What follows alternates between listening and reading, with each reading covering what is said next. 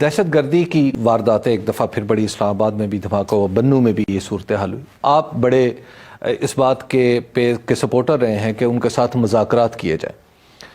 اب آپ کو کیا لگتا ہے؟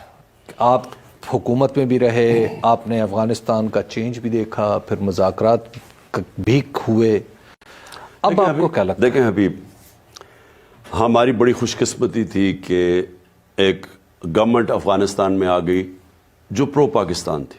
یہ جو موجودہ حکومت ہے، جو پچھلی حکومت تھی، 3 ڈفرنٹ دہشت گرد کے گروپس آپریٹ کر رہے تھے پاکستان میں افغانستان سے.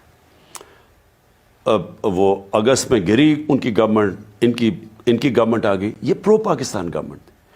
پاکستان نے پتہ نہیں لاکھوں لوگوں کو ایویکویٹ کروایا افغانستان سے، کیونکہ یہ گورنمنٹ ہمارے سے فرینڈلی تھی. تو ہمیں سفارشیں، مجھے آتی تھی سفارشیں پرائم منسٹرز کی، یورپین، کینیڈین، وہ مجھے کر رہے ہیں، مجھے شکریہ ادا کر رہے ہیں کہ پاکستان نے ان کی مدد کی ایویکویشن میں. ساری دنیا ہمارے سے خوش تھی کیونکہ ہمارے ان سے تعلقات اچھے تھے. تو اس کے بعد کیا ہوا؟ اصولاً تو ہونا چاہیے تھا کہ ٹی ٹی پی، جب اس نے پاکستان واپس آنا تھا، ایک فرینڈلی ہماری گورنمنٹ تھی وہاں، تو ہمارے لیے تو بڑا آسان ہونا تھا ان سے نیگوشیٹ کر کے، اور ایسی سیٹلمنٹ ان سے ہوتی، اور اس میں پیسے چاہیے تھے. ہم نے ایکسٹرا پیسے بھی ان کے لیے ریلیز کیے تھے. فاٹا کے لیے ایکسٹرا پیسے ریلیز کیے تھے جو فیڈرل گورنمنٹ نے آ کے بند کر دیے. یہ جو چوروں کی حکومت آئی، انہوں نے بند کر دی.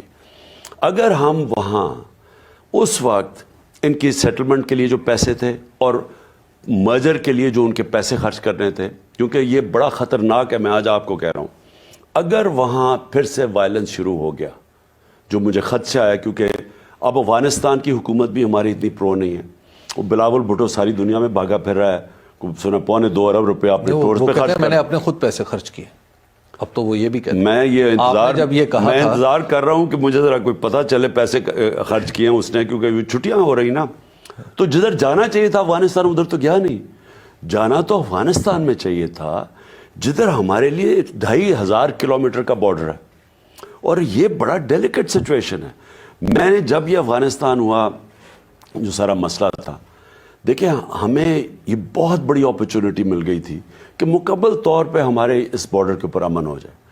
لیکن اب مجھے خدشہ یہ ہے کہ اگر وہاں تعلقات مجھے اتنے اچھے نہیں لگ رہے ہیں، میں نے تو دیکھ رہا تھا ہرات میں پاکستان ایمبیسی کے باہر مظاہرے بھی ہوئے ہیں، تو مجھے خطرہ یہ ہے کہ اگر ہمارے ان کے تعلقات ٹھیک نہ رہے اور ان کی مدد نہ رہی ہمیں، تو یہ ہمارا بارڈر تو ایک پہلے ہی ملک کے معاشی حالات برے ہیں. تو اگر یہاں دہشت گردی شروع ہو گئی، جو پہلے 10 سال آپ سب جانتے ہیں کہ کیا ہوا، اور خاص طور پہ جب اسلام آباد کے اندر یہ جو ہوا ہے، تو یہ ہمارے لیے تو خطرے کی گھنٹی بج رہی ہے اس وقت. یہ سچویشن بڑا خطرناک ہے ہمارے لیے آگے.